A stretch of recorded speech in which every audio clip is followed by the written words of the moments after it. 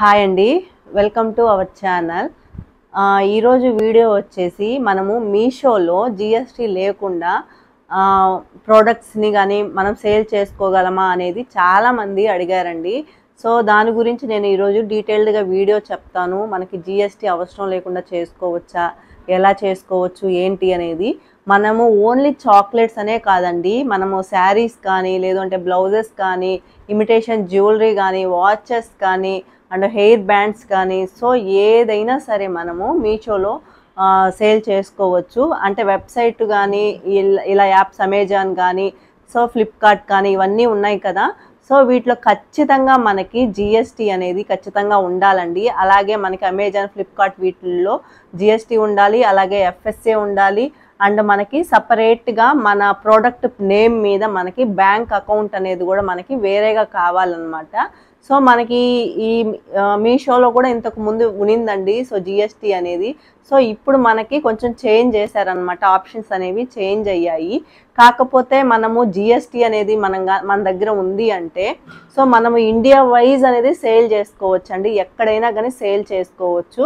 కానీ ఇప్పుడు ఏంటి అంటే మనము ఎక్కడ ఉంటామో సో ఆ ప్లేస్ మనకి ఆంధ్ర అనుకోండి, ఆంధ్ర లేదు అంటే తెలంగాణ, మనకి ఏ స్టేట్ కింద మనం ఉంటామో సో మనము అక్కడ ఇస్తాం కదా అన్ని డీటెయిల్స్ అనేది. సో మనం ఏ స్టేట్ అయితే మనం సెలెక్ట్ చేసుకుంటామో ఆ స్టేట్లో మాత్రమే మనము మన ప్రోడక్ట్ అనేవి సేల్ చేసుకోవచ్చు అనమాట.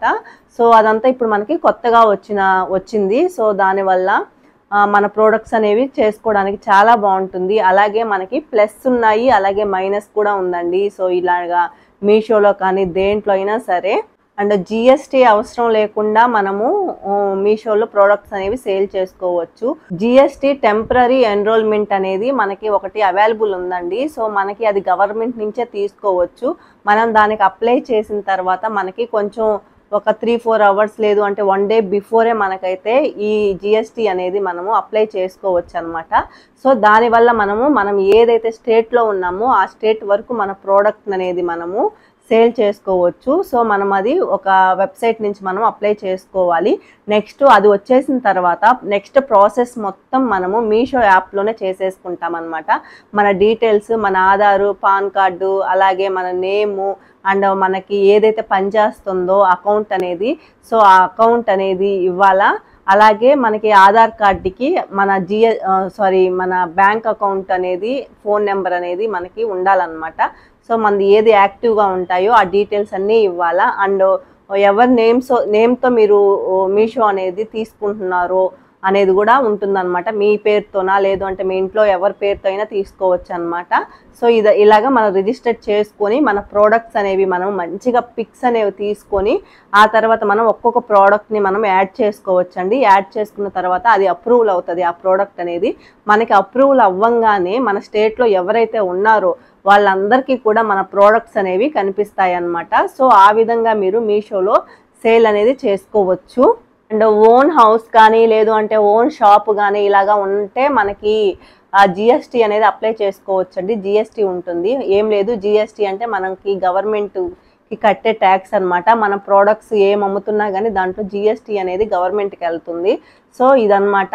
అదే కానీ మన రెంటెడ్ హౌస్ ఇట్లా ఉన్నప్పుడు మనకి జిఎస్టీ అనేది రాదు అండ్ వాళ్ళు ఒప్పుకోరు అనమాట, ఓనర్స్ తీసుకోవడానికి ఆ ఇంటి పేరు మీద. సో ఇలా ఉంటుందన్నమాట. మనకి అమెజాన్ అలాగే ఫ్లిప్కార్ట్లో వీటిలో అయితే ఖచ్చితంగా జిఎస్టీ అండి. నార్మల్గా అయితే అప్రూవల్ లేదనమాట మనకి ఇలాగా సేల్ చేసుకోవడానికి. మీరు పెట్టుకునే క్యాటలాగ్లో ప్రోడక్ట్స్ కూడా మీరు లిమిటెడ్గా పెట్టుకోవాలండి. ఉన్నవన్నీ కూడా పెట్టుకుంటే మంచిది కాదనమాట. ఇప్పుడు చాక్లెట్స్లో ఎన్ని రకాలు ఉన్నాయో అన్నీ పెట్టుకోకుండా మీరు ఖచ్చితంగా ఏ టైంలో ఆర్డర్ వచ్చినా కానీ ఎంత ఆర్డర్ వచ్చినా కానీ ఏ ప్రోడక్ట్స్ అయితే మీరు సేల్ చేయగలరో అండ్ తయారు చేసి ఇవ్వగలరో సో అలాంటివి మాత్రమే పెట్టుకోండి. దీంట్లో ప్లస్ మైనస్ అన్నాను కదా. మైనస్ ఏంటి అంటే ఇప్పుడు మనకి కస్టమర్ దగ్గర నుంచి ఒక ఆర్డర్ అనేది వస్తుందండి. సో ఆర్డర్ వచ్చిన తర్వాత మన దగ్గర ఆ ప్రోడక్ట్ లేదు అనుకోండి, మనం దాన్ని క్యాన్సిల్ చేసేయాలి. మనం క్యాన్సిల్ చేసాము అంటే యాక్సెప్ట్ చేయకుండా అంటే ముందు యాక్సెప్ట్ చేస్తాము, తర్వాత చేయలేక మనం మళ్ళీ క్యాన్సిల్ చేసాము అంటే మన అకౌంట్ అనేది కూడా బ్లాక్ అయ్యే ఛాన్సెస్ అనేవి ఉంటాయండి. సో దానివల్ల మనకి ఎంత చేయగలము అనేది కూడా అక్కడ ఆప్షన్ ఉంటుంది. సో ఏంటి అంటే ఇప్పుడు ఫర్ ఎగ్జాంపుల్ చెప్తున్నానండి, ఇప్పుడు శారీస్ అనుకోండి, మన దగ్గర ఎన్ని శారీస్ ఉన్నాయి అంటే 2 శారీస్ ఉన్నాయి అనుకోండి, 2 శారీస్ ఉన్నాయని అక్కడ ఆప్షన్ నొక్కోవచ్చు అనమాట. లేదు అంటే 3 శారీస్ తీసుకోవాలనుకుంటున్నారు కానీ మీ దగ్గర 2 శారీసే ఉన్నాయి, మీరు అక్కడ యాడ్ చేశారు కాబట్టి వాళ్ళకి చూపిస్తుంది 2 శారీస్ మాత్రమే ఉన్నాయి అనేసి.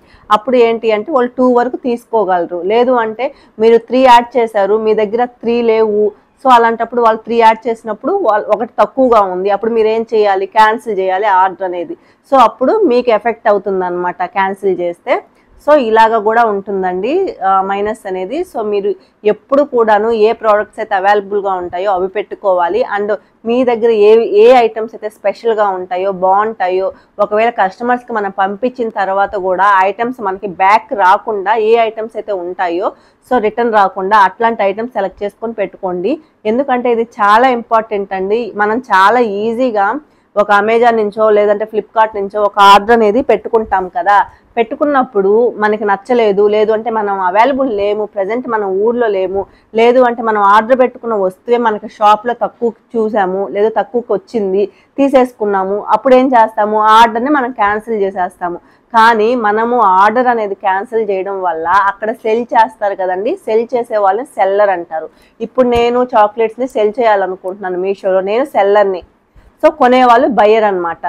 అప్పుడు సెల్లర్కి చాలా లాస్ అండి. ఏంటి అంటే వాళ్ళకి ఈ షిప్పింగ్ ఛార్జెస్ అనేవి మనకి ఇచ్చేటప్పుడు షిప్పింగ్ ఛార్జెస్ ఉంటాయి, అలాగే రిటర్న్ వెళ్ళేటప్పుడు కూడా షిప్పింగ్ ఛార్జెస్ అనేవి సెల్లర్కే పడతాయి అనమాట. సో వాళ్ళకి పాపం ఆ ప్రోడక్ట్ మీద చాలా లాస్ ఉంటుంది.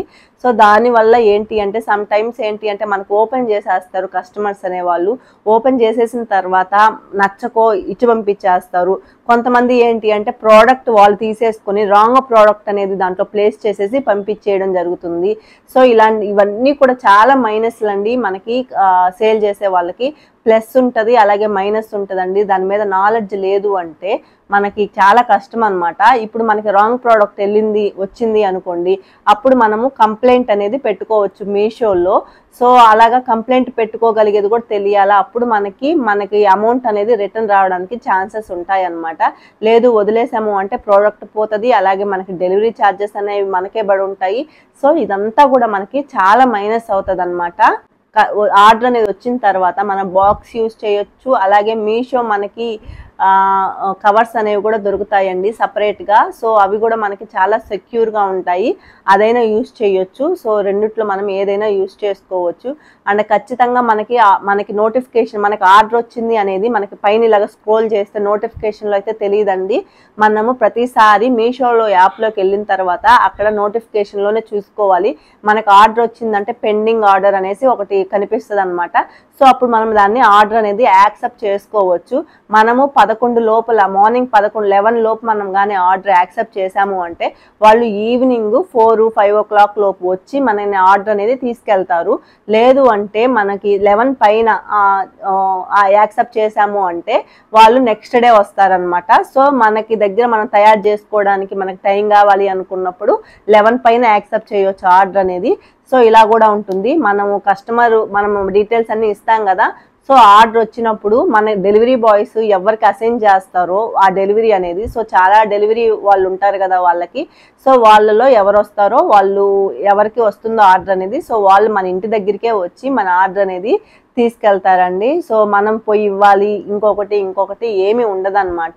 అండ్ మీషోలో ఇంకొకటి ఏంటి అంటే డెలివరీ ఛార్జెస్ ఫ్రీ అని చెప్పేసి ఉంటుంది కదా, సో అక్కడ పైకి డెలివరీ ఛార్జెస్ ఫ్రీ అని ఉంటుంది కానీ మనకి ప్రోడక్ట్ మీద డెలివరీ ఛార్జెస్ కూడా వేసేసి ఉంటారండి. సో మనకి అది అందరికీ తెలియదు అనమాట. అయ్యో ఫ్రీయా అనేసి ఫ్రీ అనుకుంటాం కానీ ఏది ఫ్రీ ఉండదండి. సో అమెజాన్లో అయితే మనకి వేరేగా డెలివరీ ఛార్జెస్ అనేవి చూపిస్తాయి, ఫ్లిప్కార్ట్లో ఇట్లాగా.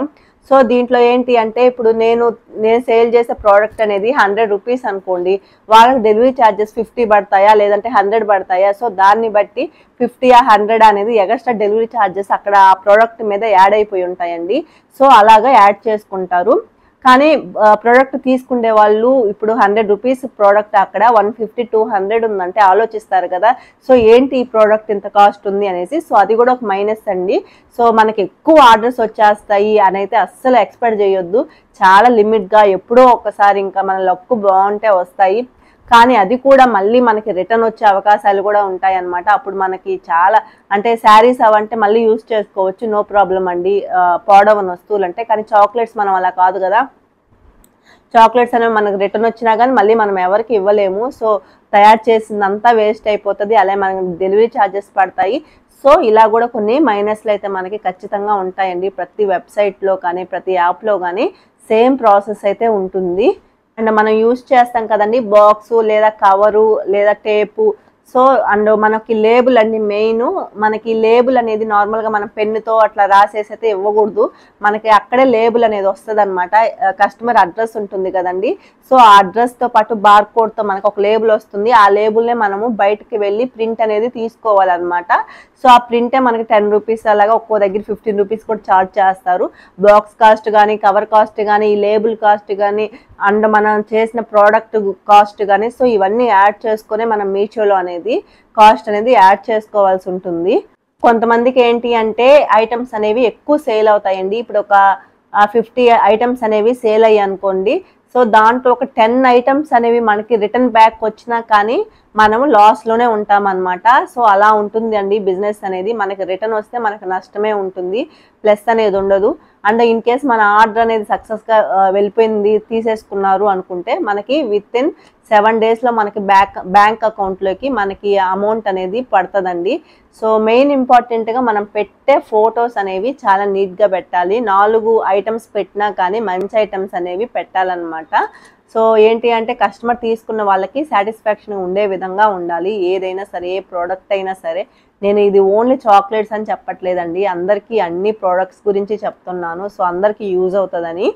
అండ్ ఖచ్చితంగా నాలెడ్జ్ కూడా ఉండాలి. ఎందుకు అంటే మనకి ఆర్డర్ అనేది మిస్ అయ్యి వేరే ఆర్డర్ వచ్చినా కానీ సో అలాంటప్పుడు మనం క్లెయిమ్ చేసుకునే విధంగా మనకి నాలెడ్జ్ ఉండాలా, లేదు అంటే మనకి డబ్బులు పోయినట్టే అనమాట.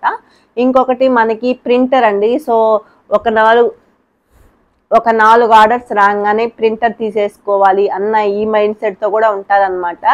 సో ప్రింటర్ చాలా కాస్ట్ ఉంటుంది కాబట్టి మీరు మొదట్లోనే ప్రింటర్ తీసుకోవాలి ఇలా అయితే అనుకోవద్దు. మనకి ఎక్కువ వస్తున్నాయి, రోజు ఒక 40-50 ఆర్డర్స్, 30-40 ఆర్డర్స్ అనేవి ఇలాగా వస్తున్నాయి.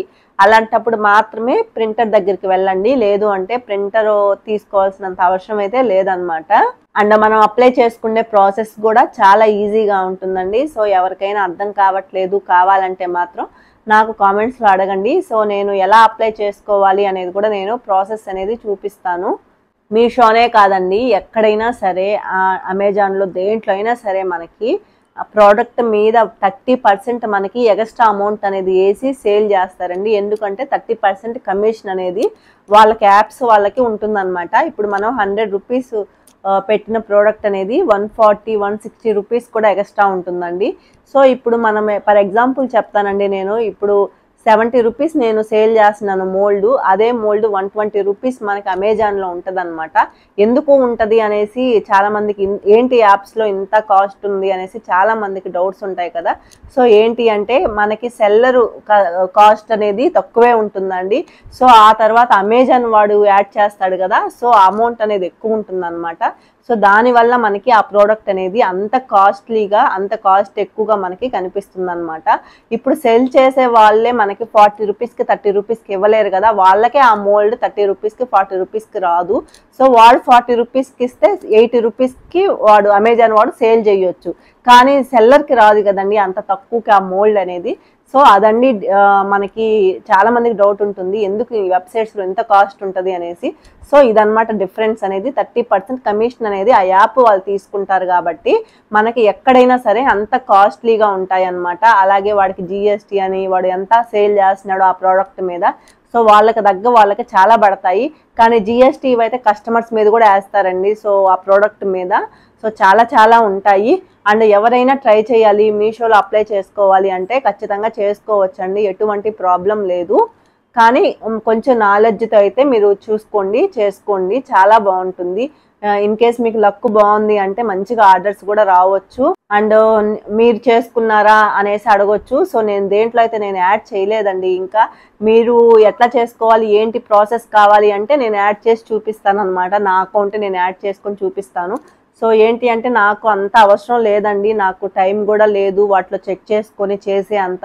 సో అందుకని నాకు ఇంట్రెస్ట్ కూడా లేదు వాటిల్లో. మీ అందరూ అడిగారు, చాలా మందికి యూజ్ అవుతుంది, సో ఆర్డర్స్ రావట్లేదని చాలా మంది ఫీల్ అవుతున్నారు కూడాను. సో దానివల్ల నేను చెప్తున్నాను, ఇన్ కేస్ ఎవరికైనా యూజ్ అవుతుందని. సో రీసెంట్గా కూడా ఎవరో అడిగారు, ఏదో ప్రోడక్ట్స్ మేము సేల్ చేసుకోవాలి వెబ్సైట్స్లో, ప్రాసెస్ ఏంటి అనేసి. సో ప్రతి దాంట్లో ప్రాసెస్ అయితే ఇదే ఉంటుందండి. సో మీషోలో అయితే ప్రస్తుతానికి జిఎస్టీ అవసరం లేదు, కానీ మిగతా వాటిలో జిఎస్టీ అనేది ఖచ్చితంగా ఉండాలి. అలాగే మన ప్రోడక్ట్ ప్రెసెస్ చాకోస్ అనేది నా బ్రాండ్ నేమ్ అనుకోండి, ఆ బ్రాండ్ మీదే మనకి ఆ బ్యాంక్ అకౌంట్ కూడా ఉండాలా. సో ఇదండి ప్రాసెస్, ఇలా ఉంటుంది. సో ఐ హోప్ ఈ వీడియో అందరికీ అర్థమైంది అనుకుంటున్నాను. యూస్ఫుల్ అనిపిస్తే మాత్రం ఖచ్చితంగా లైక్ అండ్ సబ్స్క్రైబ్ ఖచ్చితంగా చేసుకోండి. Thank you for watching.